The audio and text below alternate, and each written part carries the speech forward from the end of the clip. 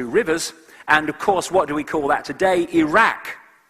Now, the invasion of Iraq was for many reasons. Oil, yes. Control, yes. Multi-reasons. It's very rarely for one reason. But another reason in that package was because that land we now call Iraq is very historically significant to the bloodlines that in the modern world are behind things like the invasion of Iraq, also Egypt and the Indus Valley culture. And this particularly is very significant in terms of the way the world is controlled today. Sumer, which became Babylon, and again, you have the stories from thousands of clay tablets that were found in Iraq and have been translated. I call them the Sumerian tablets. And they talk, like all these others around the world, of this interbreeding between non-humans and humans to create this hybrid bloodline. I'm going to go too much into this because there's so much about the present day I want to get through in this section. But these bloodlines, these hybrids, became the elite.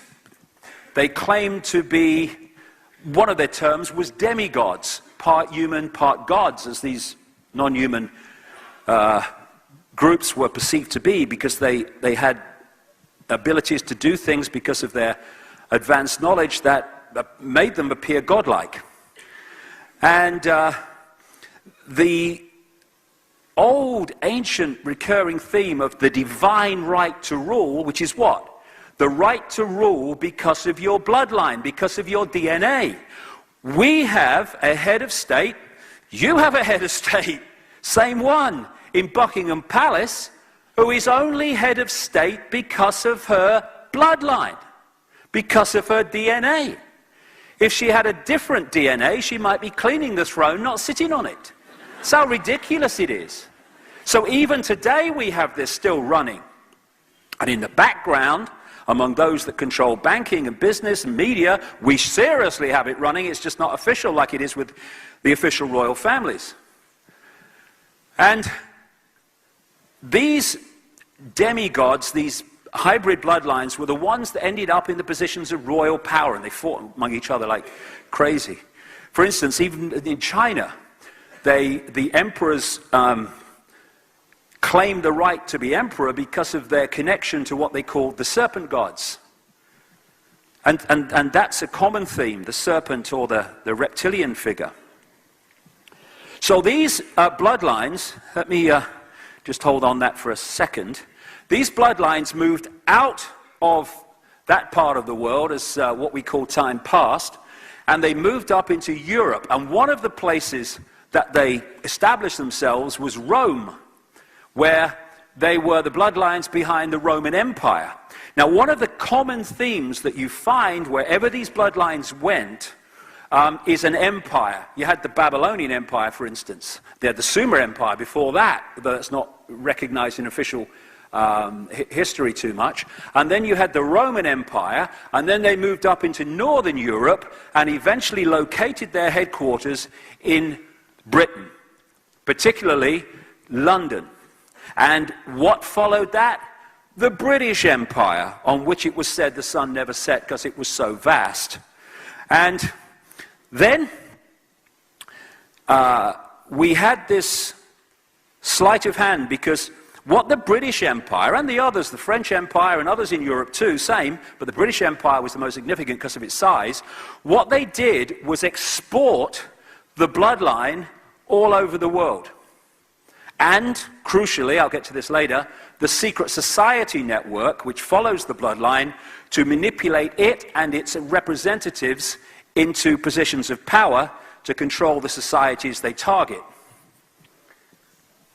So what we had when the colonial empires apparently on the surface broke up was global Babylon. Because what happened on the surface, the colonial powers gave independence to the countries, like Australia and America and stuff like that. But, in truth, what happened was the bloodline and the secret society network stayed in those countries, and have gone on controlling those countries ever since from a central point in Europe. Overwhelmingly London, but there are other places in Europe too, where the very significant centers of power for this bloodline network. And there's two types of control. There's a control you can see, touch, and taste: communism, apartheid, fascism. And at least the people under those tyrannies understand the situation they're in. They're in a tyranny. And they can see, at least the front men, who are in control of the tyranny. Eventually, it might take a long time, but eventually there will be a rebellion against that kind of tyranny where you know where you stand. The greatest form of control, which can go on forever until it's exposed, is a tyranny you can't see, touch, and taste, where you're sitting in a prison cell but you can't see the bars. Because people don't rebel against not being free when they think they are. And so what happened in this sleight of hand, when the colonial powers apparently gave independence, is there was a move from a tyranny you could see, colonial control from London overwhelmingly, to a tyranny you couldn't see, which is called democracy, which is called putting a cross on a piece of paper every 4 or 5 years, and then the people you voted for or not voted for often doing what they bloody like. It's called freedom. It's very good. I'm going to try it sometime. And so what we've had is a hidden tyranny ever since, masquerading as freedom. And what these bloodlines and the secret society network they control have done is set up the equivalent of a transnational corporation. As transnational corporations work, they have a headquarters, and then in the different countries they have subsidiaries. And the subsidiaries do what the headquarters tell them to do. Corporate policy, they call it. Well, what these bloodlines have done is exactly the same, only it's secret societies for subsidiaries. The headquarters, the center of the web in Europe, dictates the ongoing policy, which is constant centralization of power in every area of our lives to bring about this point where the few can control the many from a central point.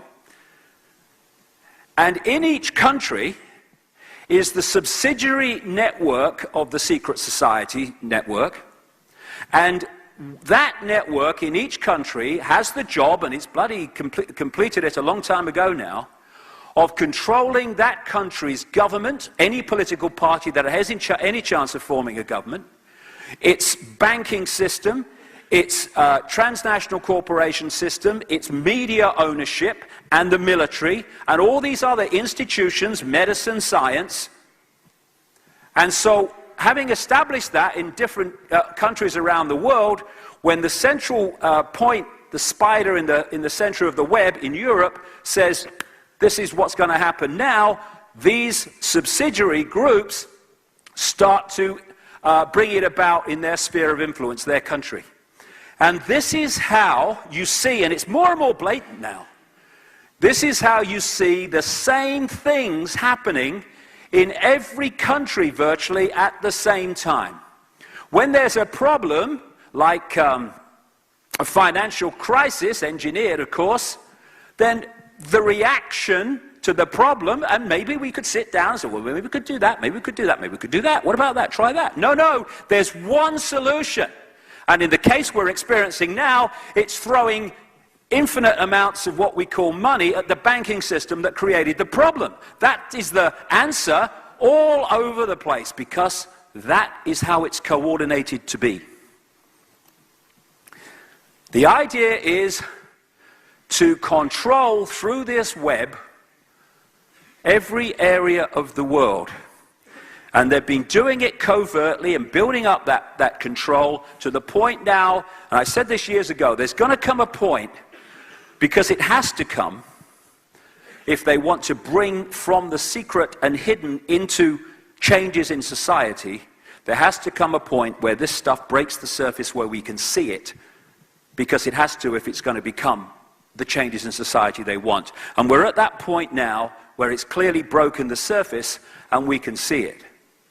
And what they've done is created this